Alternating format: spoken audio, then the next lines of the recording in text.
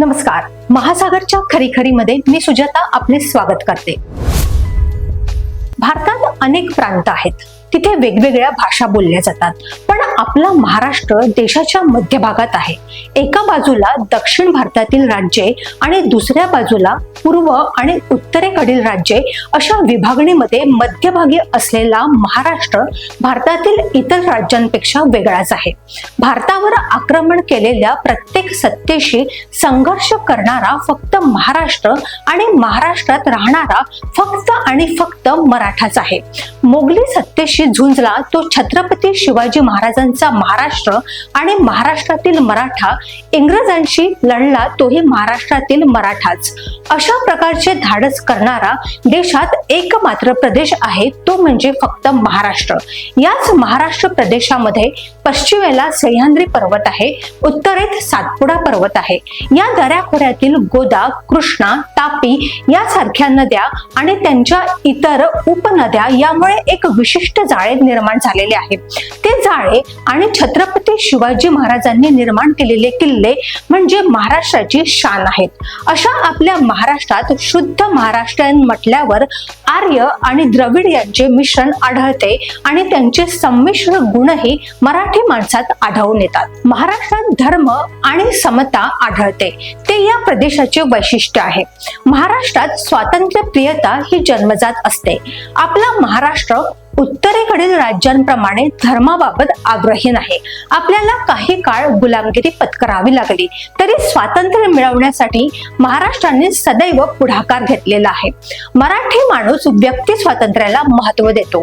येथील लोक साधे आहेत, प्रामाणिक आहेत. महाराष्ट्रातील लोक शेती करतात, पण त्यासोबतच ते लढाऊ सुद्धा आहेत.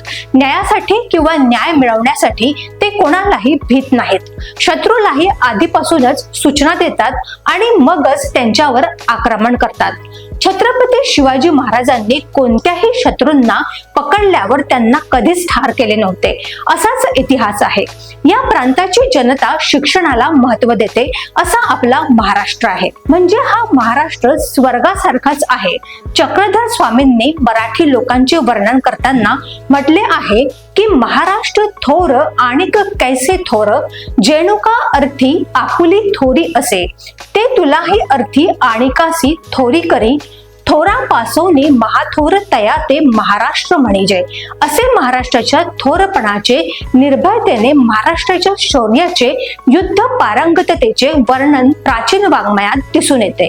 मराठी माणसाच्या अंगी स्वाभिमान आणि बाणेदारपणा कसा आलेला आहे याचे उदाहरण म्हणजे पंडित नेहरू पंतप्रधान असताना त्यांच्या मंत्रिमंडळातील चिंतामणराव देशमुख यांनी आपल्या अर्थमंत्री पदाचा राजीनामा देऊन आपला स्वाभिमान दाखवून दिला होता. महाराष्ट्राच्या महापुरुषांमध्ये हा मराठीपणा ओतप्रोत भरलेला आहे.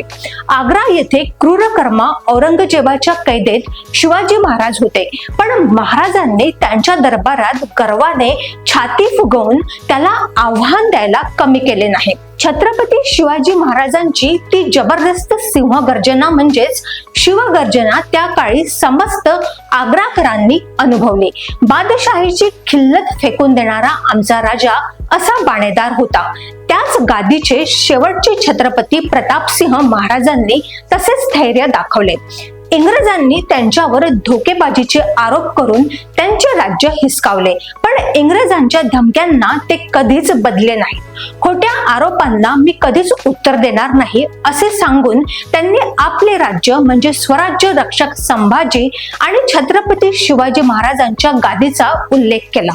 त्यासोबतच आपण खोटेपणा असलेल्या आरोपांना जराही उत्तर देणार नाही आणि तुमच्या न पटणाऱ्या अटी मान्य करणार नाही असे सांगून आपला बाणेदारपणा दाखवला.